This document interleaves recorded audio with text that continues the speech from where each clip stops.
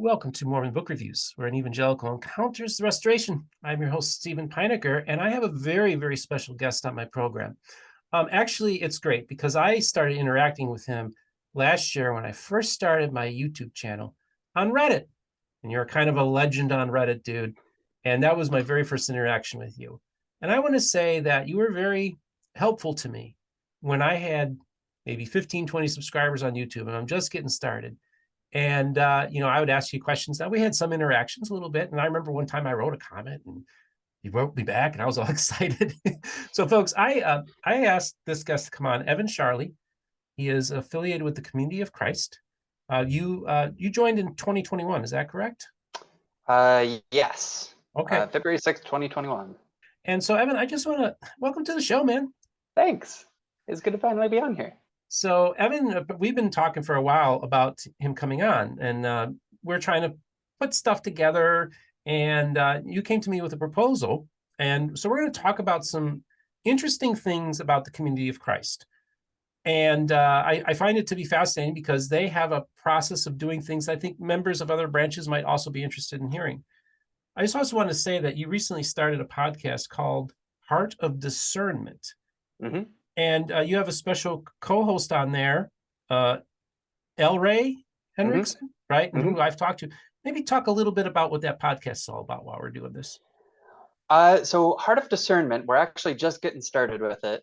We are going to talk about some of the more controversial, more difficult conversations in Community of Christ that aren't necessarily happening elsewhere or in a centralized location. And so one of the first things that we're going to talk about on the podcast is all of the resolutions, all of the legislation that's being proposed at World Conference next year.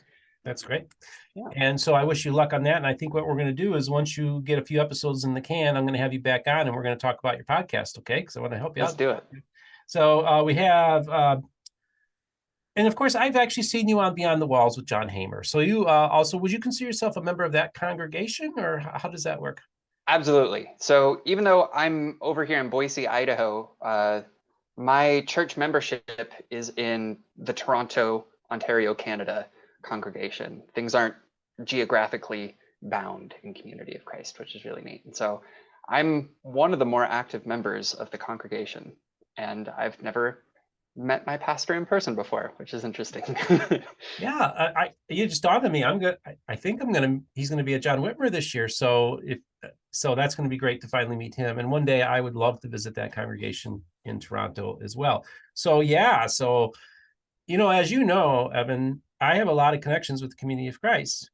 And when I first started my program, I actually Lachlan McKay, or Lachlan, was the very first notable person that I met.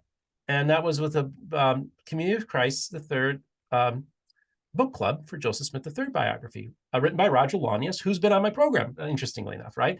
And so I've had this deep, really cool connection with the Community of Christ because when I first approached them, it was like, okay, these feel familiar enough to me. They kind of feel like they're Methodists, and I've dealt with them. So they feel a little more Protestant. And so it was great. So when I first started the channel, I was like, man, I'm going to be really big in the Community of Christ.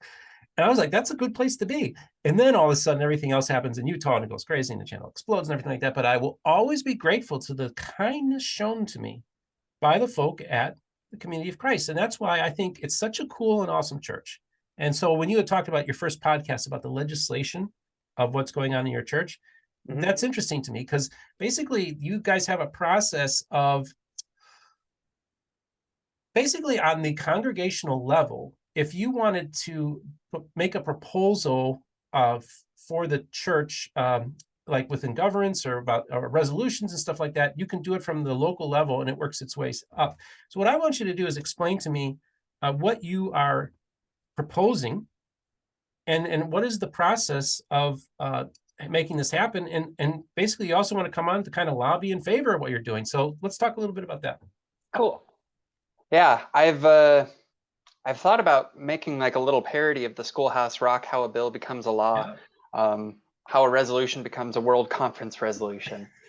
And so how the process kind of works, and these resolutions are really kind of like Community of Christ stances, or like we direct the first presidency, or some other church body to do something. And, it's legislation. It's awesome. And so how the process works is somebody comes up or recognizes a need with something that needs to be done. And then you write something out, and then you take it to a congregational business meeting, and there's maybe like 2 or 3 of those a year, depending on the congregation. And you go there and you say, I'd really like to consider us passing this as a resolution as a congregation. And then from there, at your next mission center conference, which is kind of the next, jurisdictional level up,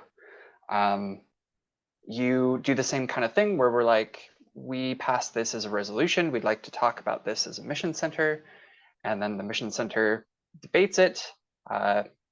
They can modify it, veto it, support it. But if it gets passed, then it goes on to the World Conference.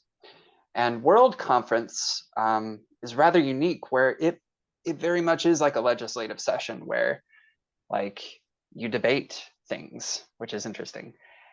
And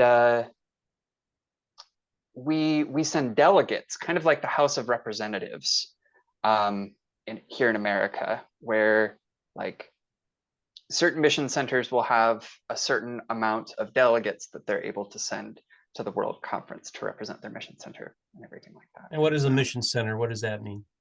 A mission center is like a group of congregations. For LDS folks, it's rather similar to a stake, where it's like there's wards and then there's stakes, kind of a deal. It's the same kind of thing. Okay. Yeah. And at World Conference, we have everybody from around the world come to the Temple Lot in Independence, and we debate the legislation, and it's a whole to-do. It's pretty great. That's cool. So you have delegates coming through all the world, and so I imagine like there will be other resolutions that will also be presented at this conference. Correct. Okay. There are 15 this next year. Okay. And now, is that normal, or is that more than usual, or less? Do you know? I am not entirely sure. This is going to be my first World Conference. Yeah, that's cool. Yeah. So I want you to tell us a little bit about the resolution that you are proposing, if that's what you call it. Would resolution be the right word to say that you're going to be proposing to General Conference? I believe so. Okay. So maybe just share what gave you this idea to do this. What was it that kind of spawned it, and then the process of you writing it and then deciding you're going to go for it. So my resolution is called the Universal Scripture Access Resolution. And the reason why I really felt like this was important, and this is something that I wrote, took to the congregational level, the mission center level, and I'm going to speak to it on the floor at World Conference as well.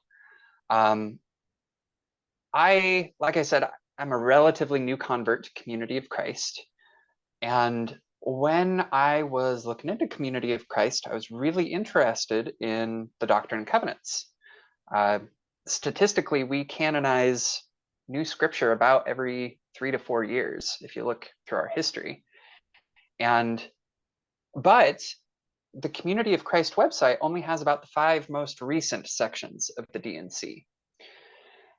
And there are some pivotal identity-forming sections of the D&C that we canonized way back in the day, but aren't accessible on the church's website.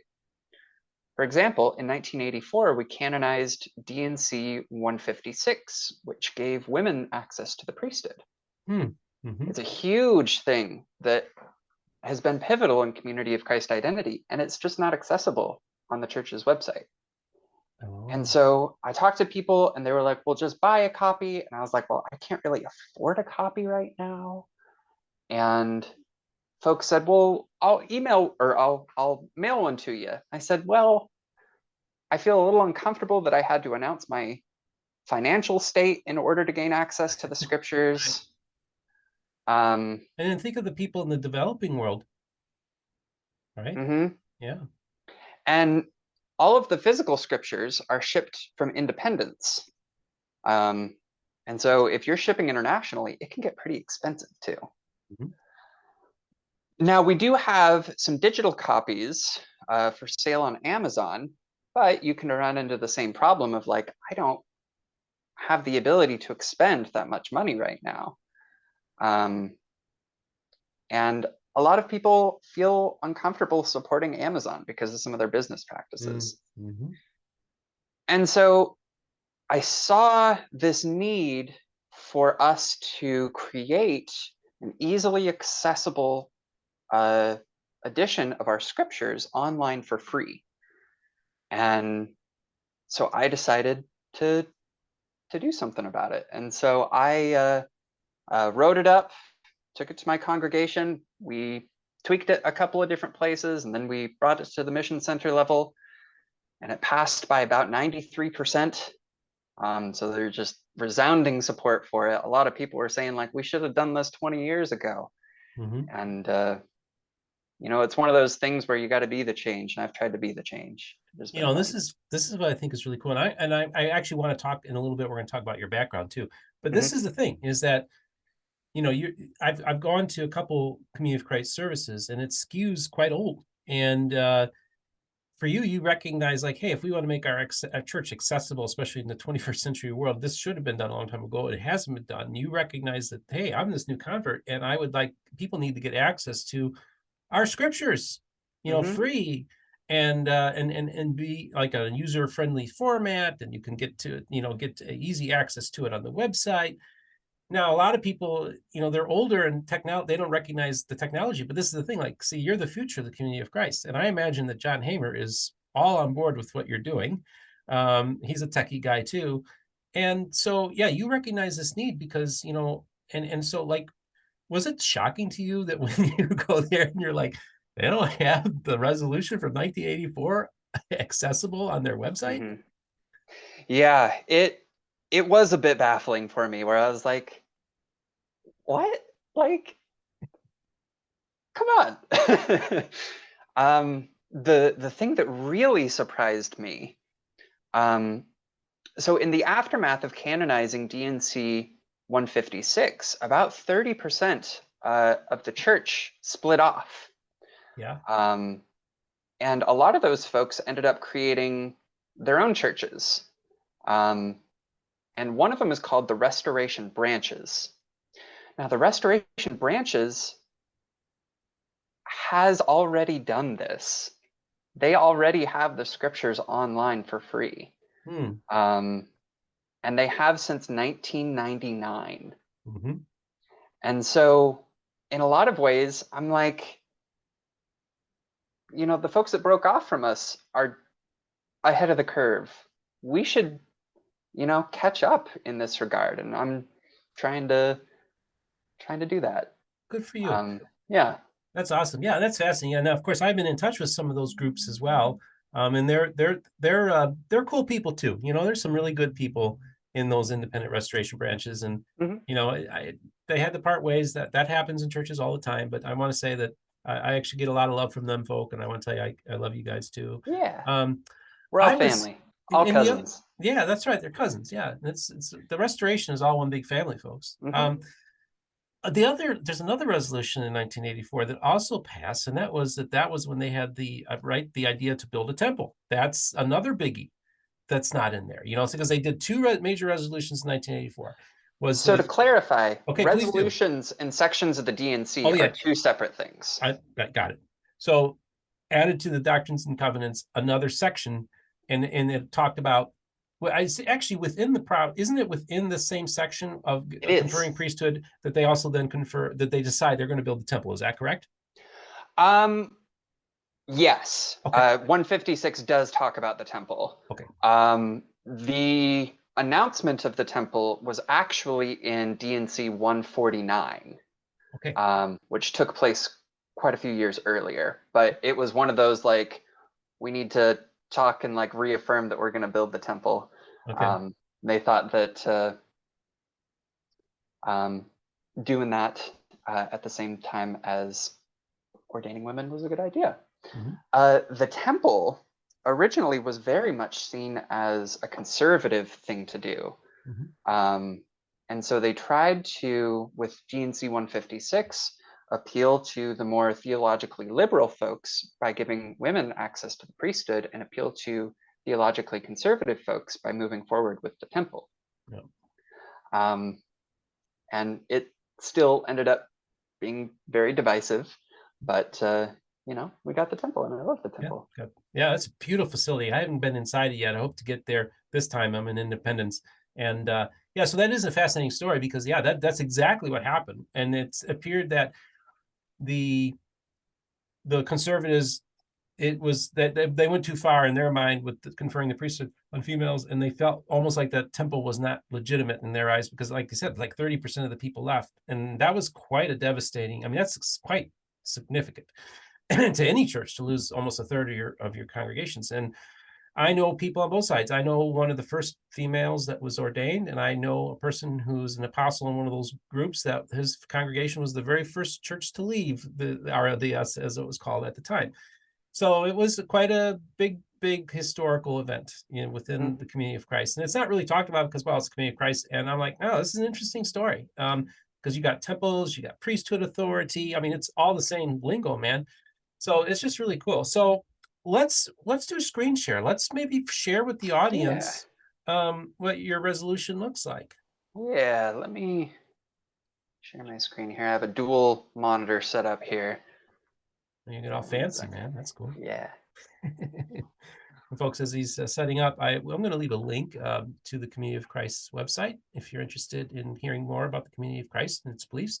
And hopefully one day we'll also have all the scriptures and all the DNCs in there as well. So, and that's always fun. And by the way, folks, I was talking to Evan about this today because I'm just going to keep talking until he gets this thing set up. Was there? A lot of people don't realize this, but if you go to Wikipedia, all the different sects, all the different groups within the Restoration, the smaller groups and everybody, initially, many of those were written by John Hamer. So he took he foresaw the importance of doing this. So he wrote like the first histories on Wikipedia for these various branches. Because you and I were talking about a branch, and I was like, oh, tell me more. I'm like, oh yeah, I know which one group you're talking about. And so but the John Hamer of the Community of Christ played a major role in building out the history and the story of the Restoration, in particular of those smaller groups. So check out all the different groups on Wikipedia, and John Hamer was the guy that got the ball rolling on those. So Evan, there we go. Perfect timing. See, yeah. I can do whatever I need to do. Making as long as I don't have to edit. So, okay, tell us what we're looking at here. Okay, so this is the link for all of the resolutions that we're discussing at conference next year, but I have it zoomed in to the one that I helped write. Okay.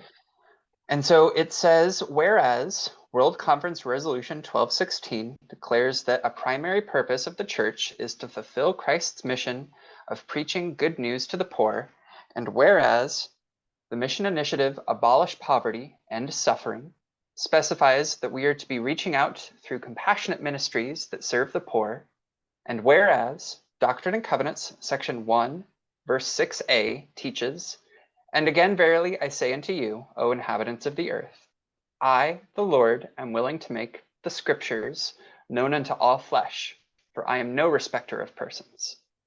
And whereas Doctrine and Covenants, section 142, verse 15b teaches, and I give unto you a commandment, that then ye shall teach the scriptures unto all men, for they shall be taught unto all nations, kindreds, tongues, and people.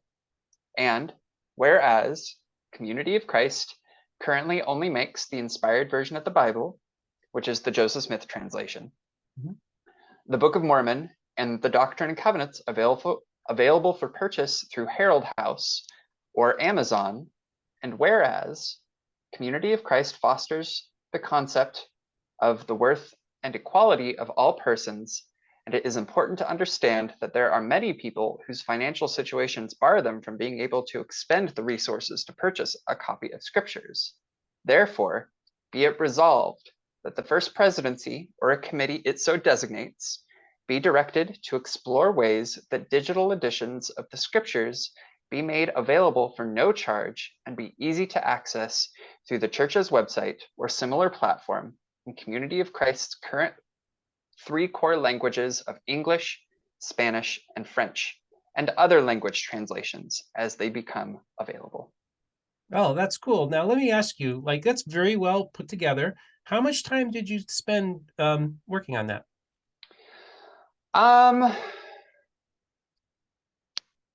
Maybe I talked to, it was in the conceptual stage for quite a while. Okay. I have a friend in Australia named Rick and his wife Em, who I was talking to about this. And, you know, they're in Australia. And so they're like, physical copies are an arm and a leg to get them shipped over here. We need digital ones. And it was in the conceptual phase for quite a while. And finally, when I, you know, put pen to paper, so to speak, it took maybe a week and a half to write this.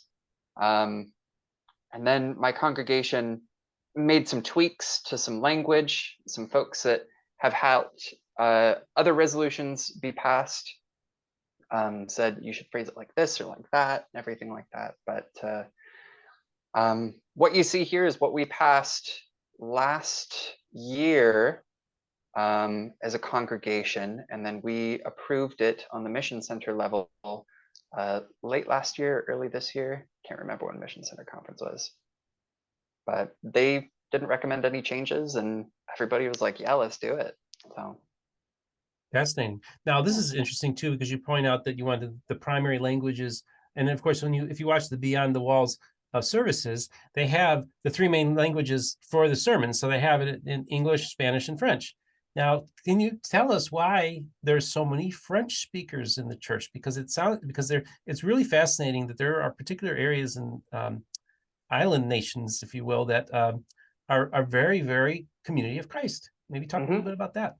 Yeah, so Tahiti is one of the epicenters of Community of Christ.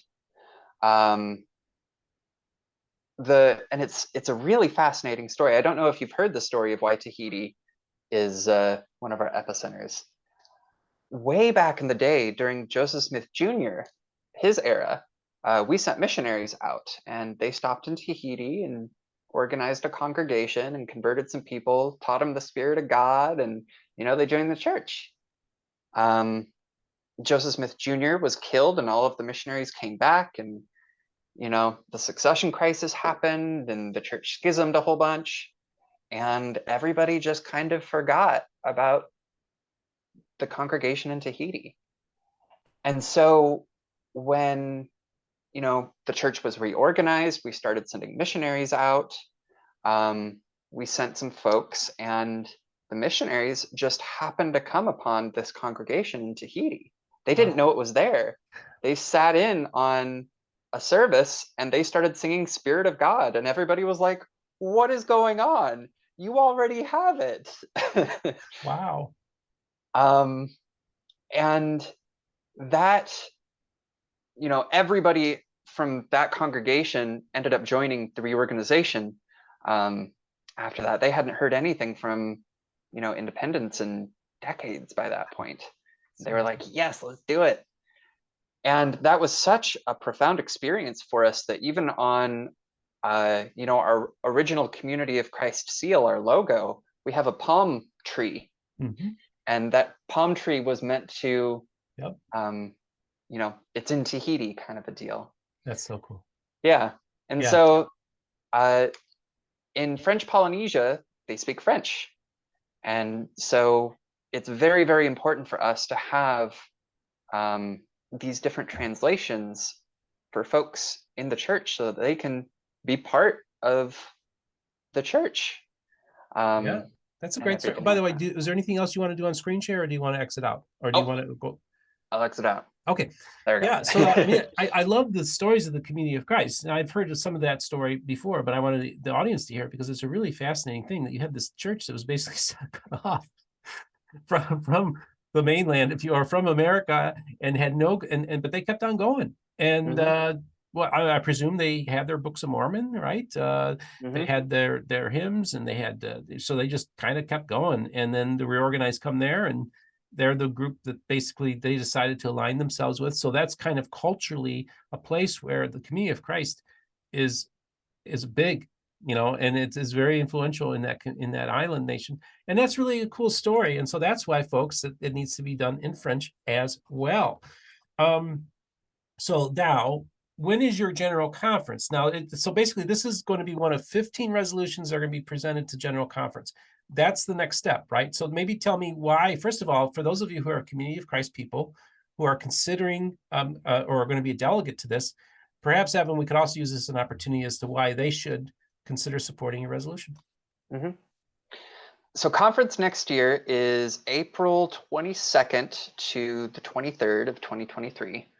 And one of the reasons why I think this is so important is because so much of the Doctrine and Covenants is our journey with the divine.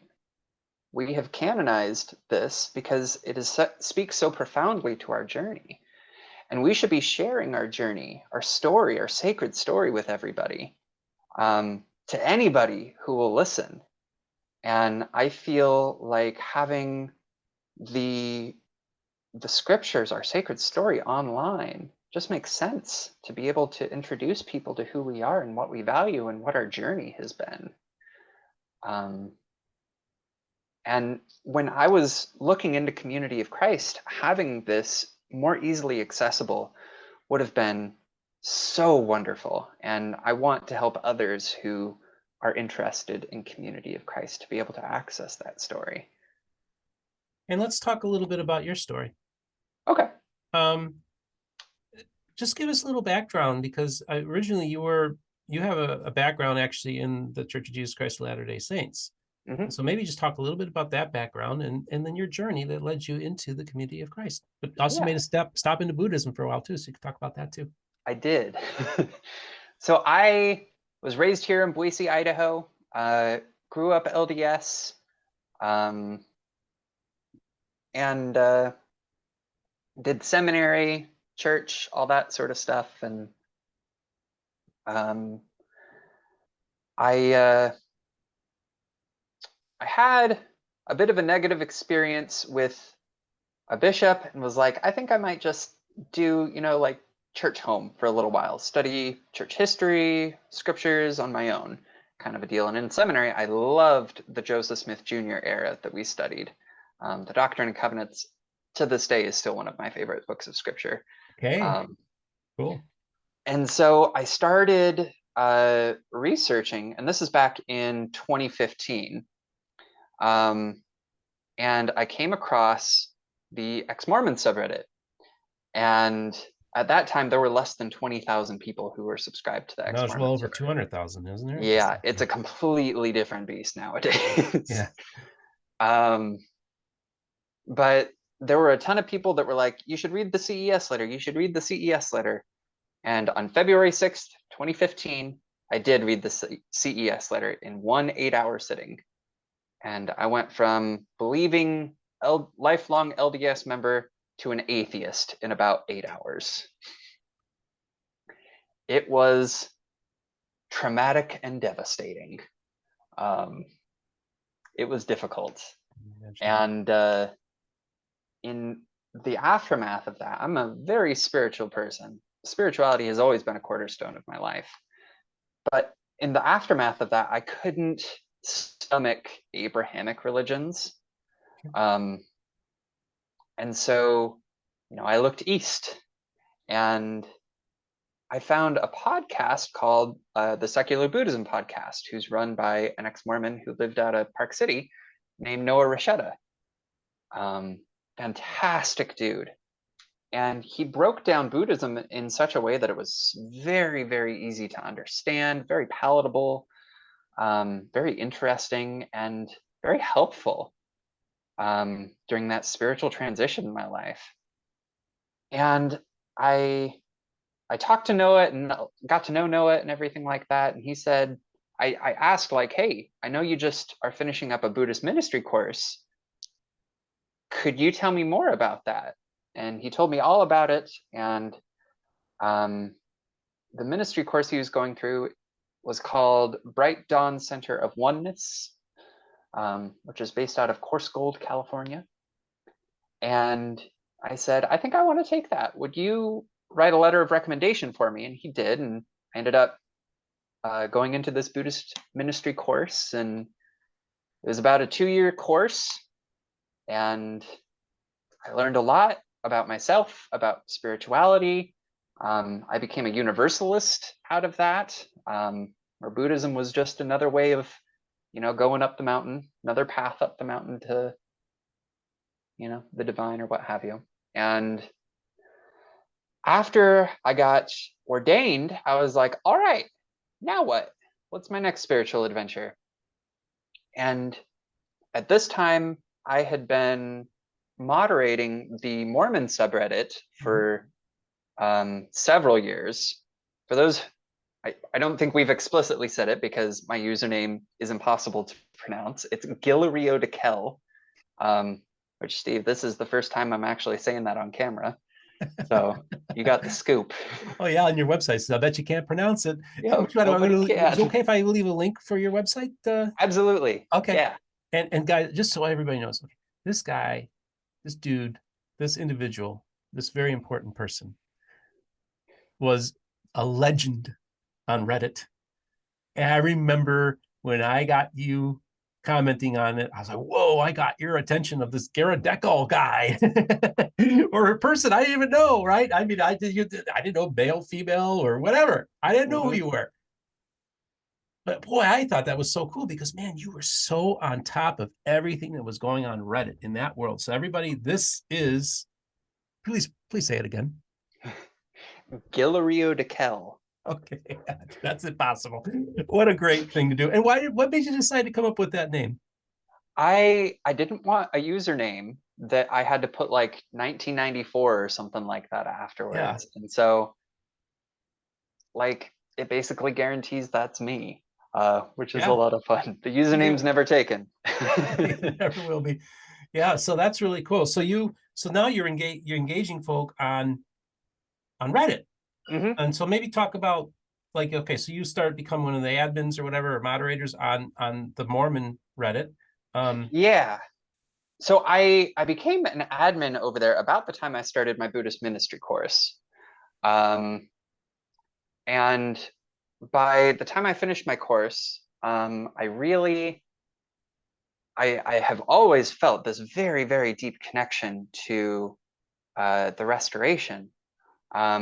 The missionary who converted my family was called on a mission, and his call is canonized in the Doctrine and Covenants.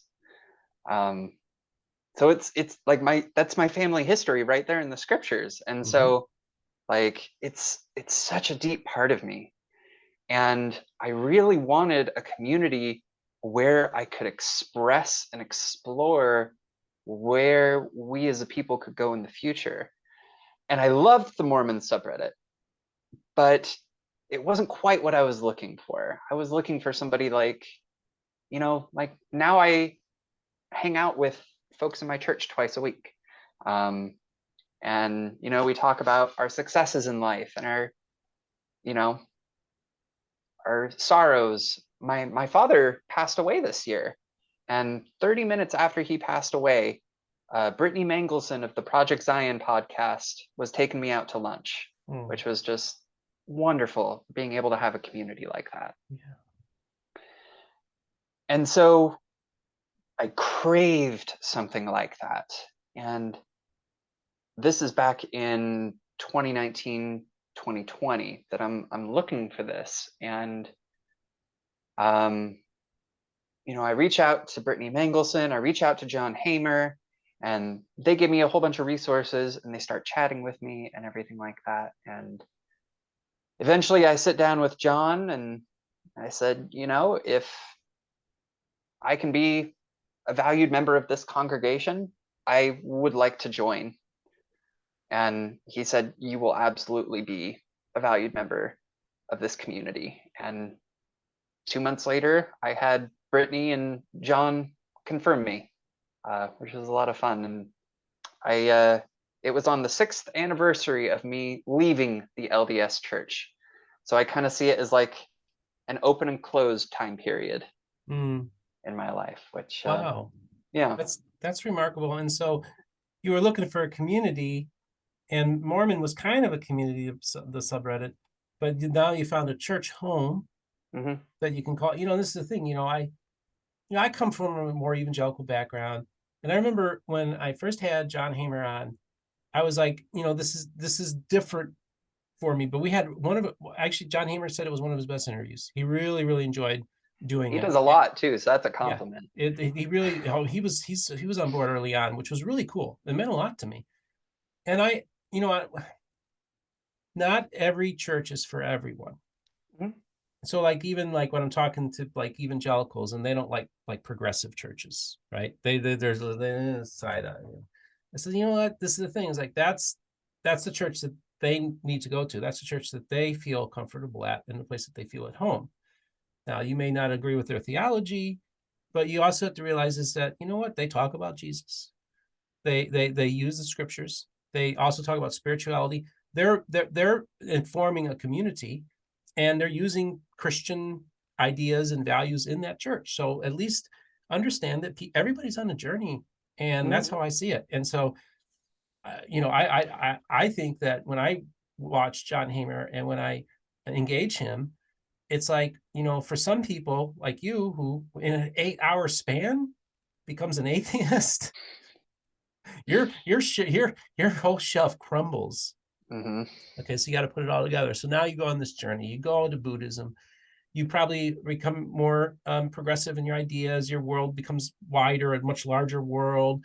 But then there's something calling you back, because that was so key to me when you said your favorite scripture. I don't hear this too often. Is the Doctrine and Covenants, Mhm. and that's fascinating to me. And so now everything makes sense to me. You were a Doctrine and Covenants Mormon. You lose everything, and now you find a community, and you can be a Doctrine and Covenants Community of Christ person, Mhm. and that must be so cool for you. And I'm kind of rambling, but I kind of like the story that you've put together here. Now, when you first encountered their version of the Doctrines and Covenants, how did you feel reading theirs? Well, a lot of them are very, very similar. A lot of them in the Joseph Smith Jr. are a lot of times are identical. Like DNC 76, it's the same number in, with what I grew up with what I have now. And reading, it's interesting. Like I said, it's our sacred story. It's our journey. In 1865, Community of Christ came down and said, people of color have access to the priesthood. 1865, the U.S. Civil War was still going on when we had that revelation, and that's DNC 116. And like being able to see that part of our sacred story is just awesome.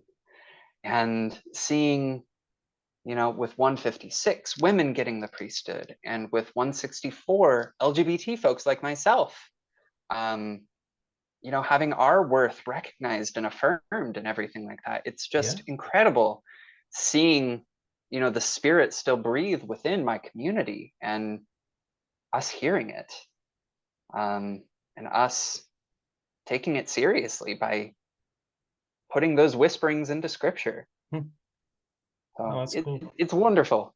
I love it. That's great. That's great. And then you get to be part of just this church, and it's really cool for you. And you had mentioned possibly doing ministry and stuff like that. And that's what leads me to my next question, because you sent me this message today, and you're like, callings and this and that. And I'm like, this is really big, folks. I'm like, okay, well, what's going on here? So when you sent me something that the Community of Christ put out today, it was, to you, it's a big deal what's going on in the church. So maybe talk a little bit about that.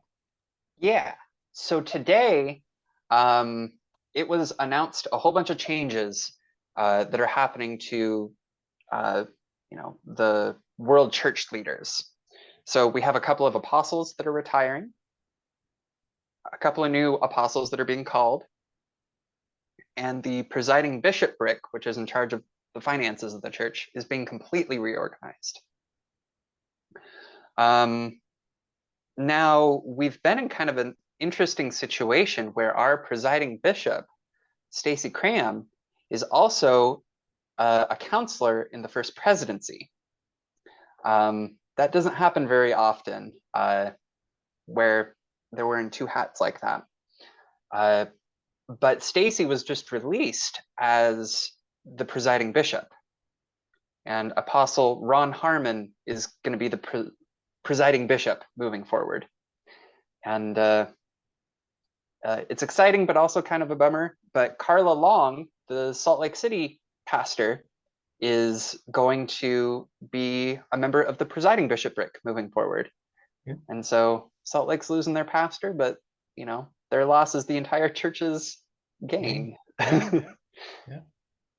But the interesting thing, the biggest thing for me about this, in my mind, Steve has been the president of the church for quite a while at this point. And that'd be Stephen Veazey, right? Steve Veazey, yes.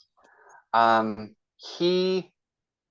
If you look back in time at the ages of the presidents when they retire or they pass away, in addition to the length of their tenure, Steve is going to be at the median age that presidents retire at, and his tenure is already longer than the average tenure of the president of the church. So there's a very real possibility that Steve Veazey may be retiring at conference next year. Okay. And I last year looked at a whole bunch of the different historical precedents of how presidential succession works in Community of Christ, and there isn't one standardized system like there are in some of the other Restoration churches. But the one that really stuck out was a member of the First Presidency becoming the president of the church. Now, the members of the First Presidency right now are Steve Veazey, Stacey Cram, and Scott Murphy. Scott Murphy is a teacher, whereas Stacey has a PhD in organizational management. And she was just released from her other church duties to focus more on First Presidency duties. Okay. And so I have a sneaking suspicion that Steve, in the next couple of months, may appoint Stacey as his successor. Wow. So we're going to have the second largest branch in the Restoration as early as next spring, possibly, in your estimation, be the president of the church. And it would be prophet, seer, and revelator, right? Yep, prophet of the church. That is so cool.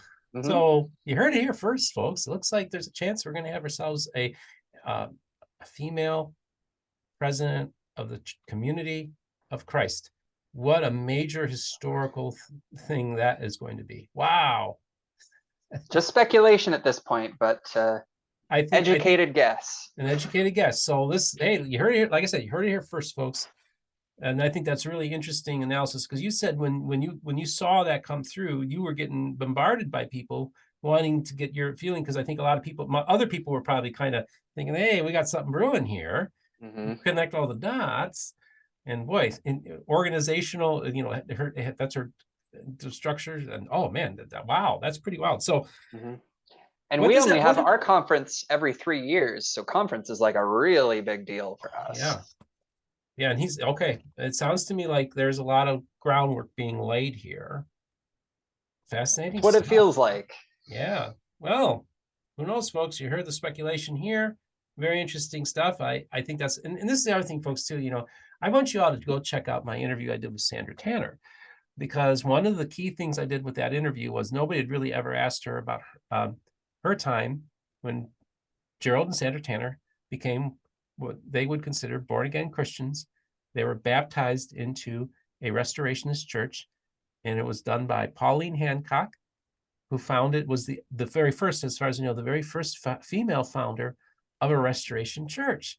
And so, and that's a great story. So I'm going to leave a link in that for you all to watch that too, because that's an important historical thing that happened there too. But this is really big, because now it really, I don't know, it just kind of makes everything full circle when you consider that they conferred the priesthood in 1984. It just makes sense that eventually this day would come. Mhm. Pretty cool, dude. So Yeah. I just want to say, first of all, I mentioned to you how kind and caring the church, the people of the community of Christ were to me, and very warmly embracing of me when I first started this thing. I hadn't even started my channel, and I just my first engagement, and I was impressed with just the kindness, warmth that I felt. And I just want to thank you because, I feel that same kindness from you. I think that our interactions have always been positive. I got to meet you finally in the flesh at Sunstone, and you were exactly who I thought you would be, a kind, thoughtful person who thinks things through, thinks about things, ponders things. And I just want to tell you, I really appreciate you. I think you're a good person. Thanks.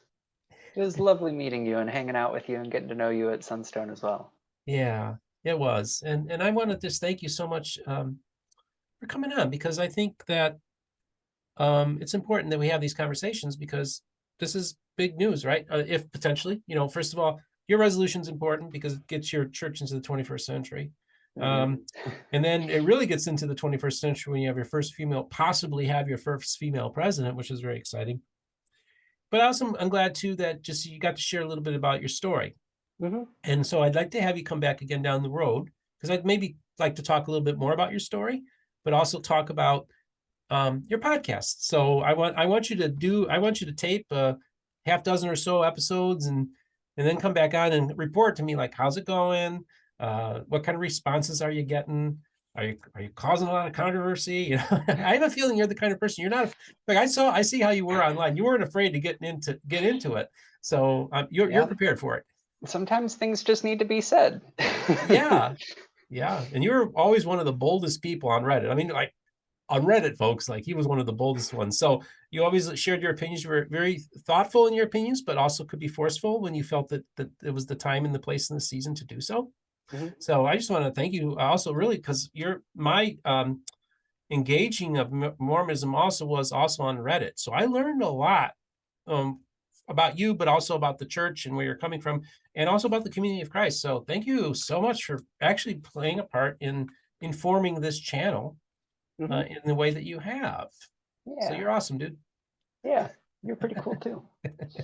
So, folks, oh, by the way, is there anything else you want to share with the audience before we wrap this up? If you're a delegate at World Conference next year, vote in favor of the Universal Scripture Access Resolution. I was involved in politics. Maybe I'd be your campaign manager. So, well, thanks again so much, Evan, for coming on today. And I want to thank my audience for sitting in on this conversation. This is what this channel is all about. Having these interesting conversations. I love this kind of stuff. Like, if somebody else is doing this, I'd just be watching it, but nobody else is. So I'm like, hey, let's talk about the machinations and the bureaucracy and the process of how a bill becomes a law, if you will, within the context of the community of Christ. I also just want to remind my audience that if you to don't forget to like and subscribe, and also make sure you hit the notification button for when a new episode comes out. Also, don't forget we are on all the major podcast formats. We're working on getting caught up on the podcast, by the way. There's also links in the description if you would like to support our channel via PayPal and Patreon, as well as the merch store, mormonbookreviews.com. We're adding new stuff all the time. It's really cool. We really appreciate those of you who are purchasing. I also want to thank all the people who are financially contributing and underwriting this channel. Just remember one thing, folks, as always, all the voices of the restoration will be heard on Mormon Book Reviews.